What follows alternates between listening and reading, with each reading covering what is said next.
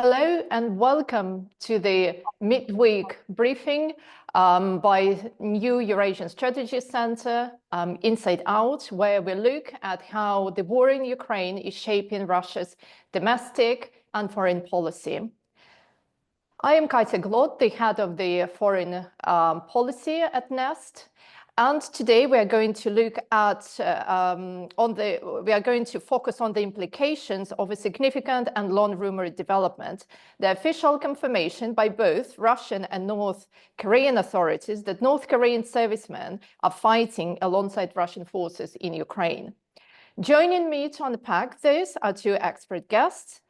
Peter Ward is a research fellow at the Center for Korean Peninsula Strategy at the Sajong Institute, specializing in North Korea's political economy and military strategy.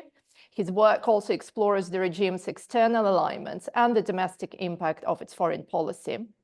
And he is also the co-author of this report that we published at NEST in December, headlined North Korean Troops is the War Against Ukraine, Motives, Capabilities and Risks. Welcome, Peter. Also with us today is my colleague at NEST, Ella Paneyakh. She's the Senior Research Fellow and Head of Sociology. Ella specializes in Russian bureaucracy and post-Soviet societal transformation with a particular focus on public opinion and how Russian society responds to state policy. Welcome, Ella. We encourage those who are watching us live now to send in your questions using the Q&A function, and we will try to address as many as time allows us late in our discussion. So this week, Russian and North Korean officials publicly confirmed the presence of North Korean troops in Russia's Kursk region. First, on the 26th of April, Russia's Chief of the General Staff, General Valery Gerasimov, praised their high professionalism, fortitude, courage, and heroism in retaking the village of Gornal. 2 days later, Vladimir Putin referred to the North Korean contingent as friends who had achieved unfading glory. That same day, North Korea's central news agencies confirmed the deployment, reporting that Kim Jong-un had ordered the operation in support of Russian efforts in the Kursk area. Kim later described the deployed troops as heroes and the embodiment of national honor. Well, plenty of heroism, triumph, and lofty words. But the underlying reality is not new at all. Intelligence agencies from the United States, Ukraine, and South Korea have for months pointed to the involvement of approximately around 10,000 North Korean troops in the conflict. So let us begin with the question of timing and strategic importance of these announcements. Peter, could you tell us why now? What do you think explains the decision by both Moscow and Pyongyang to go public with what had previously been basically an open secret? I think it makes a lot of sense they go public now because the operations to which these forces were previously committed have been successful. So they demonstrate the strength of the alliance between the two countries, not only to their own peoples, but also to the broader Eurasian region and to the world. This is an alliance which is premised on normal relations between two countries who style themselves and each other as normal and decent, good states in the international system who are abiding by the UN Charter. At the very same time, they are engaging in operations to protect this. Their words, not mine. Their view, not mine. They're engaged in operations to protect and strengthen Russian and North Korean sovereignty. So to do so now on the back of what they describe as a triumph makes perfect sense. Keeping it secret or being, shall we say, cute with the truth, as in initially it was secret and then it sort of leaked out, and it's not entirely clear whether it leaked out partially because the Russians and the North Koreans wanted it to or didn't. But nonetheless, they were being cute with the truth for a while. I think the reason why they were is because it wasn't clear whether whether the deployment was going to have any meaningful effect on the battlefield, and whether it would make their alliance appear credible and strong to an external audience. But it's quite clear now that from their point of view, it has had the desired effect. Okay, but why does North Korea, what does it actually gain from telling people about these deployments? I mean, what about the sacrifices of North Korean soldiers? I think they would have to tell their people at some point, and they would also they have more to gain by telling the world than they lose by doing so, given that the operation appears to have been successful. It makes them appear like a more credible and threatening military power. And there were conspiracy theories, whispers in South Korea that North Korean forces had not been deployed. Certain parts of the political spectrum here, actually, I'm not in South Korea and I'm in Taipei, but I live in South Korea, so I say here I'm in South Korea. Um, there were parts of the political spectrum here in South Korea who were skeptical whether North Korean forces had been deployed, and if they had been deployed, whether they were actually seeing military action.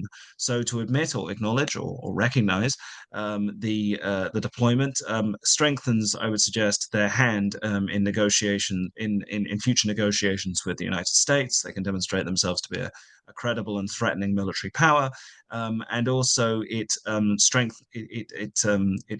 makes them appear more threatening to a South Korean audience as well. Right. Okay. Well, we'll come back to that and to how South Korea might react to this. But if we now turn to the Russian side, why do you think the Russian government decided to admit that they actually needed North Korean help? I mean, that is certainly one way of putting it. I think it's if we when we look at it, that's the correct way of looking at it. Needing North Korean help is kind of humiliating for the Russian side. You know, we're talking about a country that has a population over 6 times larger than North Korea, maybe more, depending on whether you believe North Korean population figures. Its population is much better fed. Its military was until very recently much better supplied with much better weaponry. Whether you look at the Russian ground forces, air force, or navy, you know, as in the quality of the weaponry available was much higher. In fact, North Korea has until recently was primarily copying Russian old Russian munitions. But another way of looking at it is we have this additional ally who can support us and has been supporting us, and they've made a really meaningful difference. And they're not going anywhere. We remain allies, and if anything, this has strengthened our alliance. So if you were not sufficiently scared or worried about us, then we also have the North Koreans who will worry you even more. So while I agree with your analysis and your framing, I think that there is propaganda value to the Russian side. Seeking to emphasize the alliance with the North Koreans, both for their own public and in their dealings with the Europeans and the Ukrainians. Well, thank you for saying that. It's actually very interesting indeed how this messaging has been used for strategic purposes. And indeed, the North Koreans might use it for their domestic audience.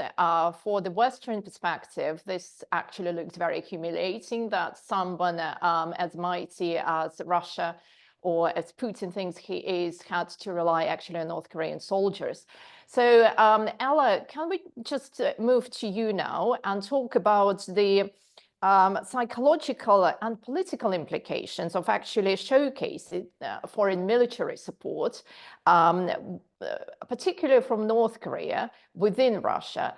How does actually Russia, both maybe the regime, the government, and the public, how do they view this revelation, in quotation marks?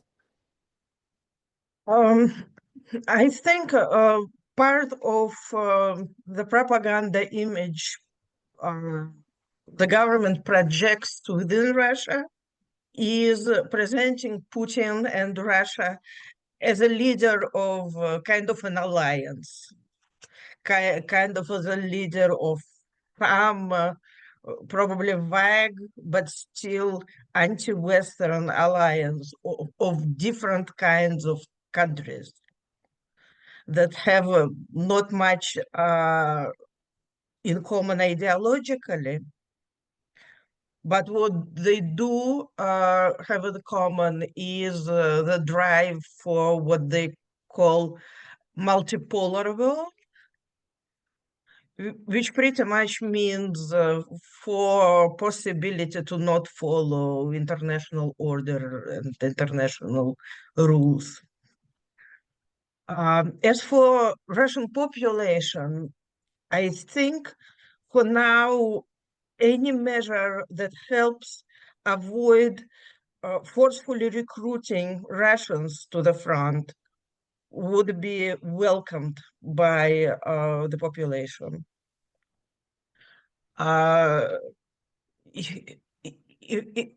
Anastasia, can you please show the first slide?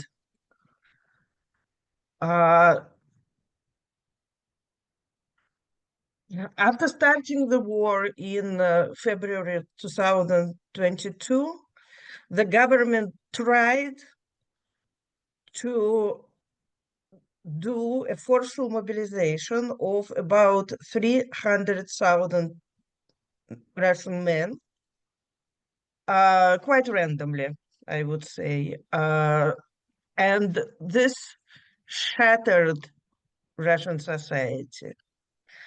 I'm showing you the graph that reflects an answer to a very mundane question. Nothing politicized, just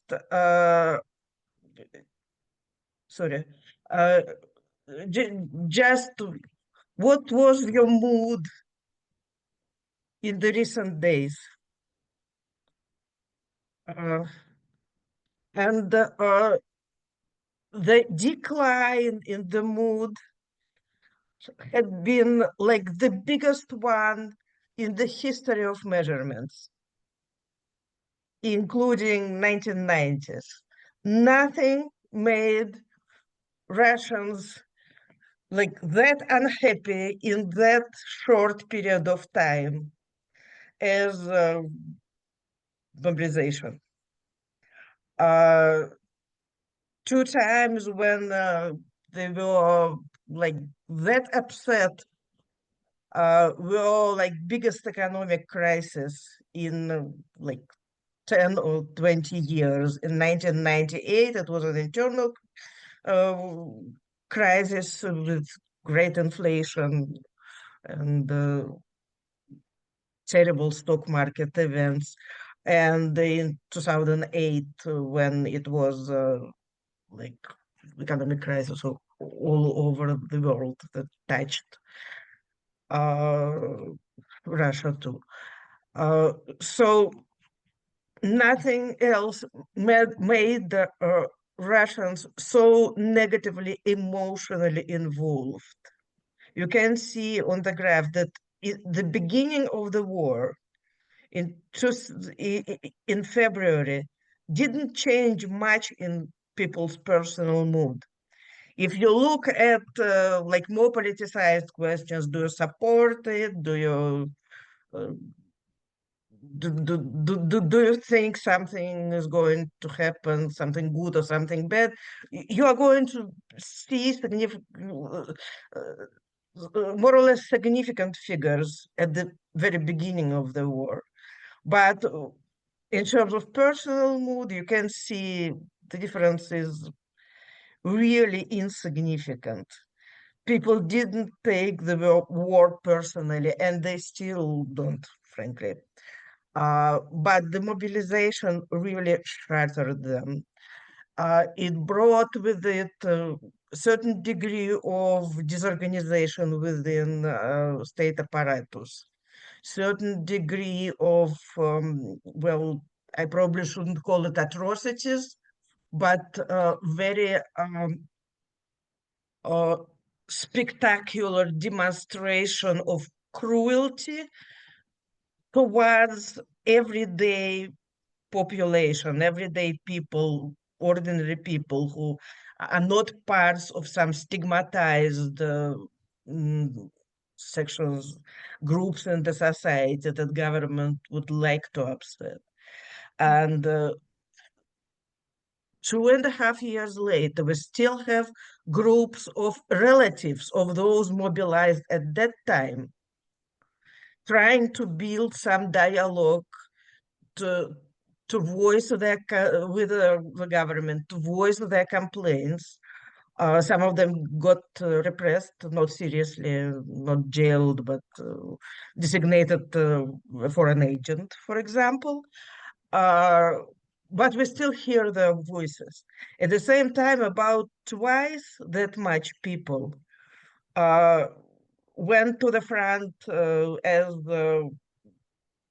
cadre officers, cadre military people, or by contract for money, and their relatives are not noticed at all. They do not raise any voice. We only sometimes hear some complaints about the bureaucracy of getting the wartime payment. So that's pretty much it. They're not organized, they're not vocal, nothing.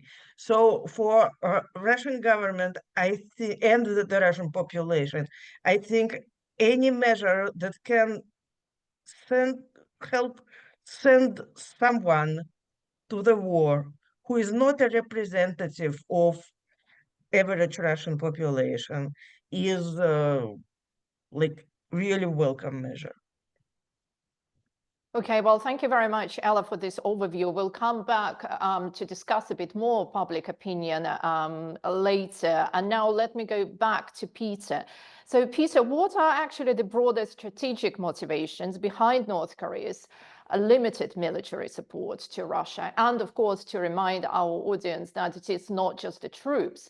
We know that Northern Korea has been also supplying, in particular, ammunition, speculated as many as 13,000 containers, which might translate in as many as 6 million rounds of ammunition. So why is actually North Korea doing that, Peter?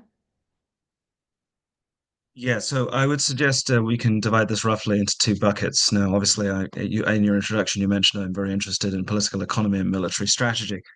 So obviously, I'm going to see economic and military issues wherever I turn.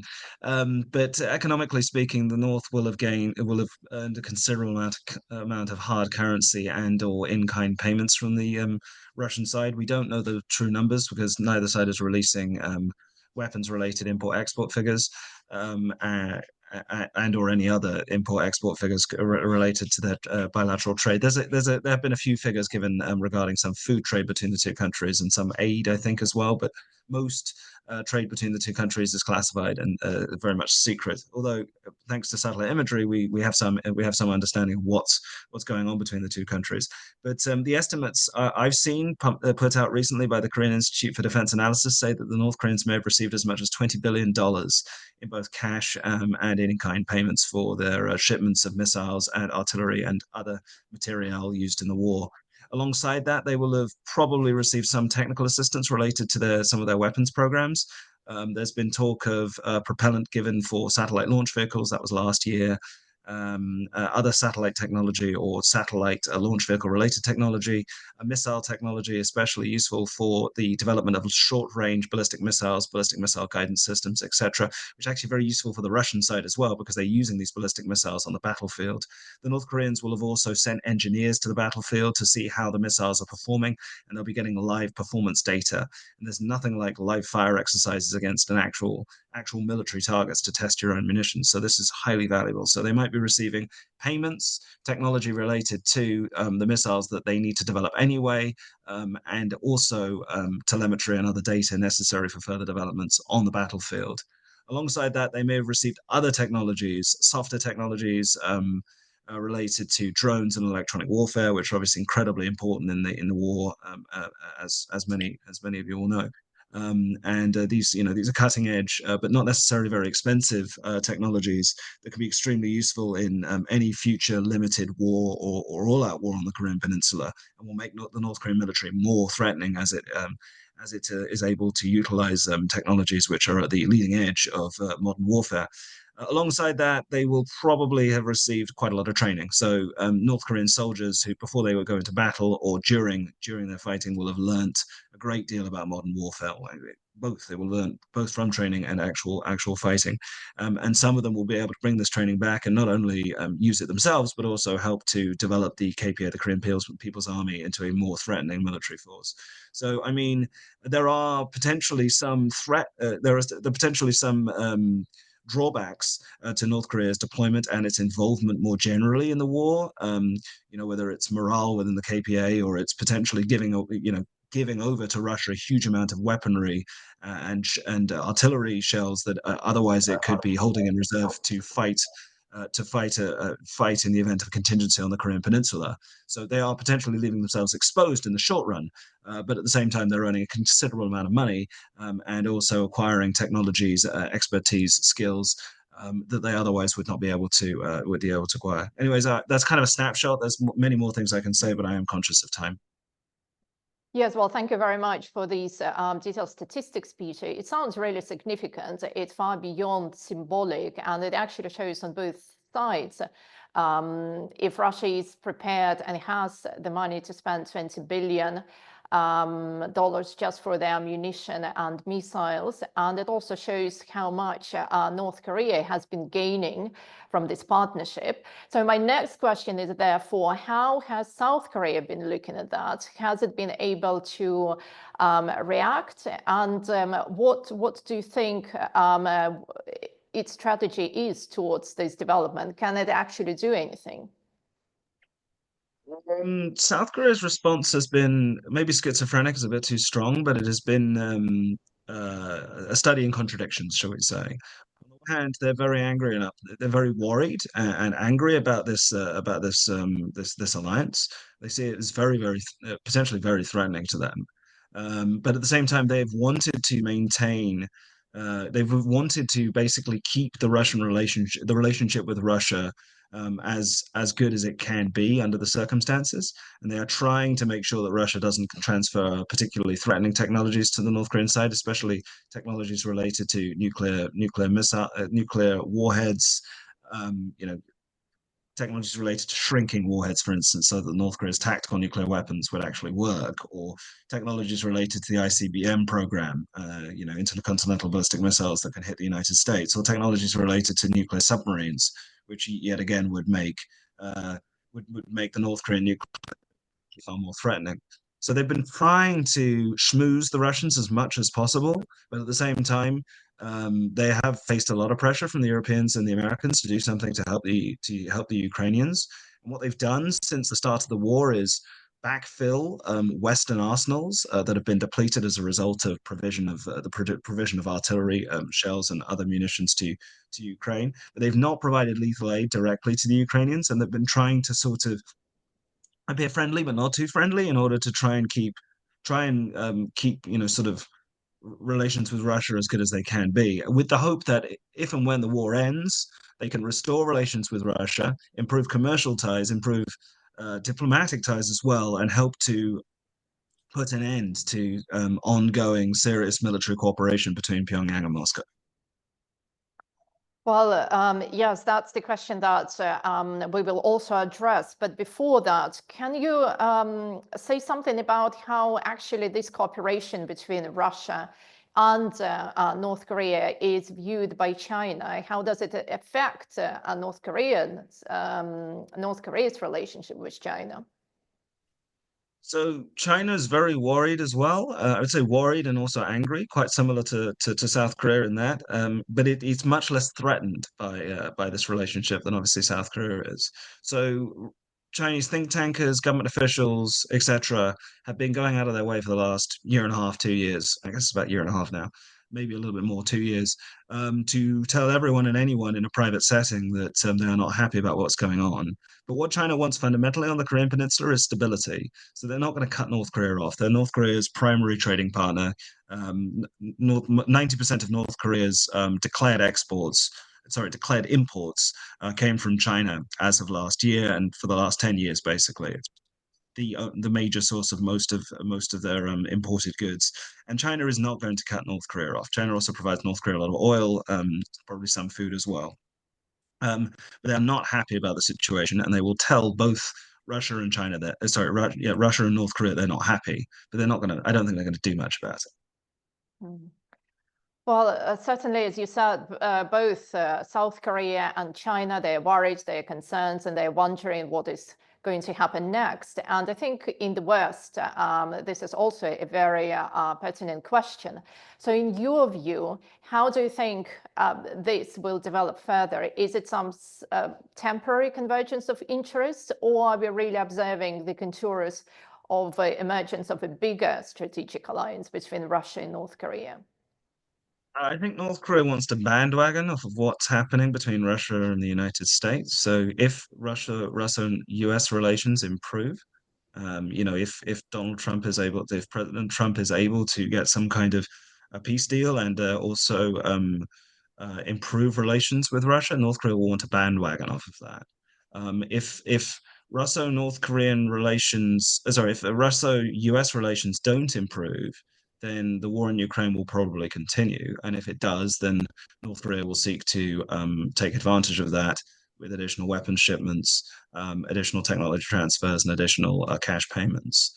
The worst of all possible for North Korea is if the war in Ukraine stops, but they can't bandwagon somehow off of that in order to improve relations with the United States.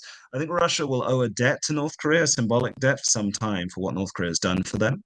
And I think the Russian side will be prepared to improve, maintain more cordial ties than they otherwise would have. So there may be some more investment into North Korea than there would otherwise have been.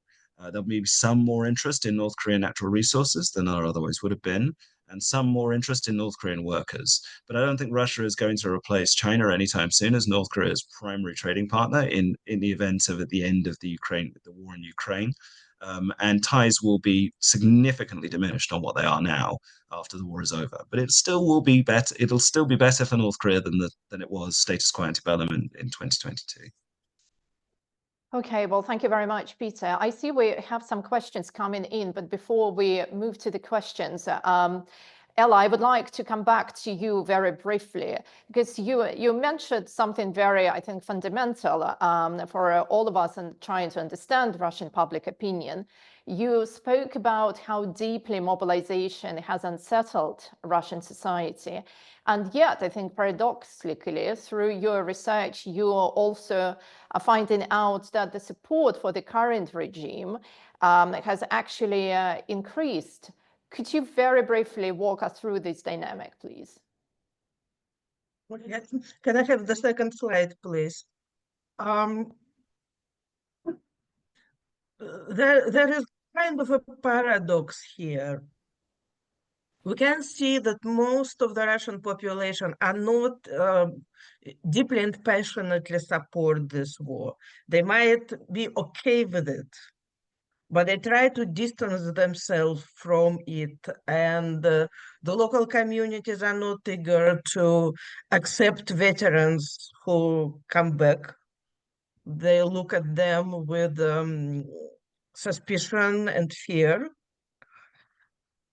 as at violent people, and the government goes a very, very long distance to make sure that most of the people who actually fight at the war are those with little social connections, uprooted people who are not going to be seriously missed. These are criminals, these are mercenaries who fight for money, and the Russian government never ever paid that much money to the ordinary soldiers just to agree to fight. Most of this money, by the way, is spent at the front lines, and these money are feeding the war. These are not just expenses to get people to the front lines. These money are also spent by these soldiers to equip themselves, to produce them for themselves things they need to fight, even to feed themselves. But while the Russian population is not in big numbers supporting this war, like passionately and is not prepared for big sacrifices. Paradoxically, it's quite happy with the political regime that developed inside the country with the war. Many many people from industrial labor force got paid big money because of war spending. Many people who are older and less progressive are happy with social conservatism that comes with this new like military time, wartime regime. We even can see that the war kind of heals the wounds of Soviet resentment.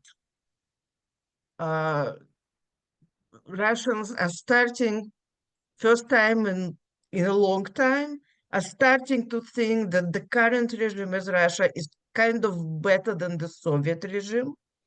And of course, this is more politically sensitive question than the first we had been discussing earlier. But it's not against propaganda. Russians are allowed to have post-Soviet resentment. Russians are Okay, discouraged to support democracy, but not Soviet. But now they're happier with current regime than they are with Soviet one. okay, That's well, it. thank you very much, Ella. I'll have to cut you off here. Just to very briefly, Peter, one question addressed to you from Donald Jensen. Can you provide the North Korean battlefield performance, please? Well, we don't have particularly good information, but we know that North Koreans probably lost between 600 and 1,500 soldiers died, according to intelligence estimates, and maybe as many as 5,000 casualties. I would imagine, given that they're special forces, they did their utmost, but initially they were thrown into the deep end and they didn't know what they were doing tactically. From what we heard from prisoners of war on the Ukrainian side, they didn't really know how to handle modern drone warfare, and many of them were needlessly sacrificed. But latterly, apparently, they've gone through several stages of additional training and fought more effectively. But I don't think that they were the primary reason why the Kursk region was retaken largely. I'm not sure if it's been fully retaken, but at least most of it has been retaken. And we don't know just what a contribution they made, because no information has really been objective information has really been provided on that front. Well, Peter, Ella, thank you very much. I think that was a very insightful discussion about this complex and rapidly evolving issue. And it also shows how alliances are shaped not only by military necessity, but also by societal expectations. Thank you very much to our audience for joining us. You can find further work, including Peter's report, which I mentioned before, on the NEST website, nestcenter.org. Next week, next Thursday, we'll be back with another edition of Inside Out. And until then, thank you very much again. Take care and goodbye.